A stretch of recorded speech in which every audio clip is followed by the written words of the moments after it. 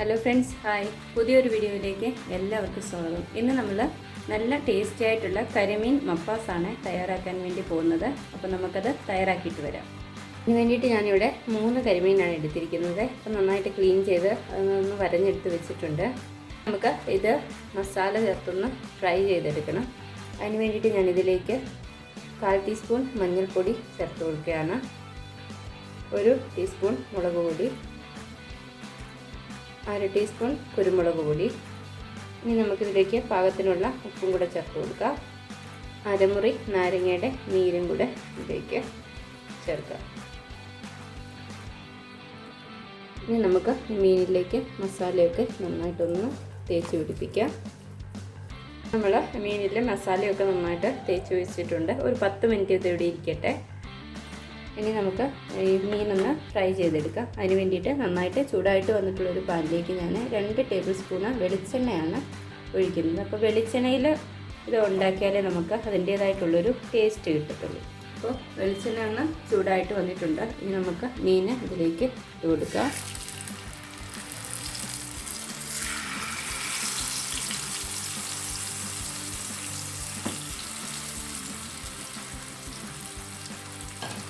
ഇനി നമുക്ക് ഈ മീനൊന്ന് മറിച്ചിട്ട് കൊടുക്കാം. മീനൊന്ന് ജസ്റ്റ് ഫ്രൈ ആയി കിട്ടിയാൽ മാത്രം മതി, ഒരുപാടൊന്ന് ഫ്രൈ ആയി പോകണ്ട.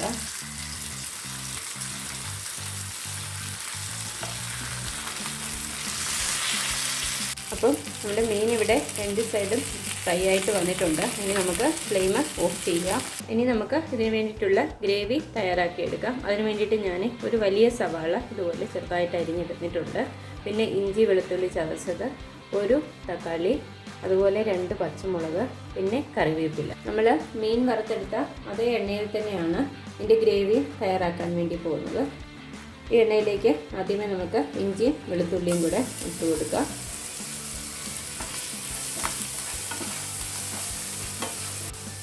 അപ്പോൾ ഇഞ്ചിയുടെയും വെളുത്തുള്ളിയുടെയും പച്ചമണമൊക്കെ ഒന്ന് മാറി വരട്ടെ. ഇഞ്ചിയുടെയും വെളുത്തുള്ളിയുടെയും പച്ചമണമൊക്കെ ഒന്ന് മാറി വന്നിട്ടുണ്ട്. ഇനി നമുക്കിതിലേക്ക് അരിഞ്ഞു വെച്ചിരിക്കുന്ന സവാള കൂടെ ചേർത്ത് കൊടുക്കാം.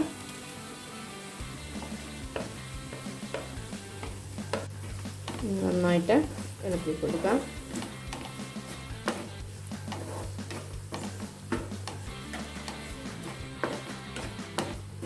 ഇനി നമുക്ക് ഇതിലേക്ക് പച്ചമുളക് കൂടെ ചേർത്ത് കൊടുക്കാം. കുറച്ച് കറിവേപ്പിലയും കൂടെ ചേർക്കാം. ഇനി നമുക്ക് ഇതെല്ലാം കൂടെ നന്നായിട്ടൊന്ന് വഴറ്റിയെടുക്കാം.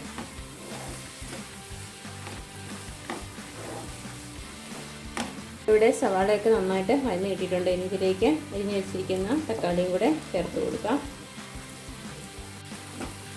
നന്നായിട്ട് ഇളക്കി കൊടുക്കാം. ഈ തക്കാളി നന്നായിട്ടൊന്ന് വഴന്ന് ഉടഞ്ഞ് കിട്ടണം. അതിന് വേണ്ടിയിട്ട് നമുക്കിതൊന്ന് മൂടി വെച്ച് കൊടുക്കാം. അപ്പോൾ ടൊമാറ്റോ നന്നായിട്ടൊന്ന് വഴന്ന് കിട്ടിയിട്ടുണ്ട്. നമുക്ക് ഇതിലേക്ക് പൊടികളും കൂടെ ചേർത്ത് കൊടുക്കാം. 1/4 ടീസ്പൂൺ മഞ്ഞൾപ്പൊടി, പിന്നെ 1/2 ടീസ്പൂൺ മുളക് പൊടി, 1.5 ടീസ്പൂൺ മല്ലിപ്പൊടി, പിന്നെ 1/4 ടീസ്പൂൺ കുരുമുളക് പൊടി. ഇത്രയും ചേർത്തിട്ട് നമുക്കിതെല്ലാം കൂടെ നന്നായിട്ടൊന്ന് ഇളക്കി കൊടുക്കാം. അപ്പോൾ പൊടികളുടെ പച്ചമണമൊക്കെ ഒന്ന് മാറി മൂത്ത് കിട്ടട്ടെ. അപ്പോൾ ഈ പൊടികളുടെ പച്ചമണമൊക്കെ മാറി നന്നായിട്ടൊന്ന് മൂത്ത് വന്നിട്ടുണ്ട്. ഇനി നമുക്കിതിലേക്ക് തേങ്ങാപ്പാലാണ് ചേർത്ത് കൊടുക്കേണ്ടത്. അപ്പോൾ തേങ്ങയുടെ 2ാം പാലാണ് ഞാനിപ്പോൾ ചേർത്ത് കൊടുക്കുന്നത്. ഞാനിവിടെ തേങ്ങയുടെ 2ാം പാല് 2 കപ്പോളം ചേർത്ത് കൊടുത്തിട്ടുണ്ട്. ഇനി നമുക്ക് തീ ഒന്ന് കൂട്ടി വെച്ച് കൊടുക്കാം. നന്നായിട്ടൊന്ന് തിളച്ച് വരട്ടെ. ഇനി നമുക്കിതൊന്ന് മൂടി വെച്ച് കൊടുക്കാം. ഇതൊന്ന് തുറന്ന് നോക്കാം. ഇതൊന്ന് തിളച്ച് വന്നിട്ടുണ്ട്.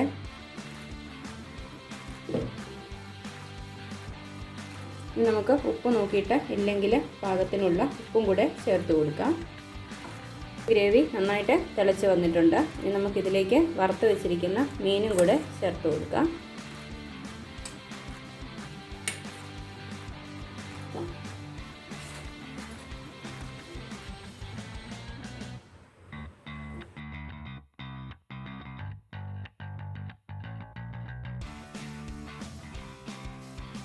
ഇനി നമുക്കിതൊന്ന് അടച്ച് വെച്ച് മീഡിയം ഫ്ലെയിമിലാക്കിയിട്ട് 5 മിനിറ്റ് കുക്ക് ചെയ്തെടുക്കാം. ഇടയ്ക്ക് ഇതൊന്ന് തുറന്ന് നോക്കാം. നമുക്ക് മീനൊന്ന് മറിച്ചിട്ട് കൊടുക്കാം. ഇത് ഒന്നും കൂടെ ഒന്ന് മൂടി വെച്ചിട്ട് കുക്ക് ചെയ്തെടുക്കാം. നമുക്ക് ഒന്നും കൂടെ ഒന്ന് തുറന്ന് നോക്കാം. എന്നിട്ട് ഒന്ന് വെന്ത് ഗ്രേവിയൊക്കെ നന്നായിട്ട് കുറുകി വന്നിട്ടുണ്ട്. ഇനി നമുക്ക് ഫ്ലെയിം ഓഫ് ചെയ്യാം. അതിന് ശേഷം നമുക്കിതിലേക്ക് തേങ്ങയുടെ 1/4 പാല് ഒഴിച്ചു കൊടുക്കാം. അപ്പോൾ ഫ്ലെയിം ഓഫ് ചെയ്തില്ലെങ്കിൽ ഈ 1/4 പാൽ ഒഴിക്കുമ്പോഴത്തേക്കിനും ഇതങ്ങ് പിരിഞ്ഞു പോകും. നമുക്ക് അതിന് മുകളിലോട്ട് കുറച്ച് കറിവേപ്പിലയും കൂടെ വിതറി കൊടുക്കാം. ഒരു ടൊമാറ്റോയും കൂടെ കട്ട് ചെയ്ത് ഇതിന് മുകളിലോട്ട് വെച്ച് കൊടുക്കാം.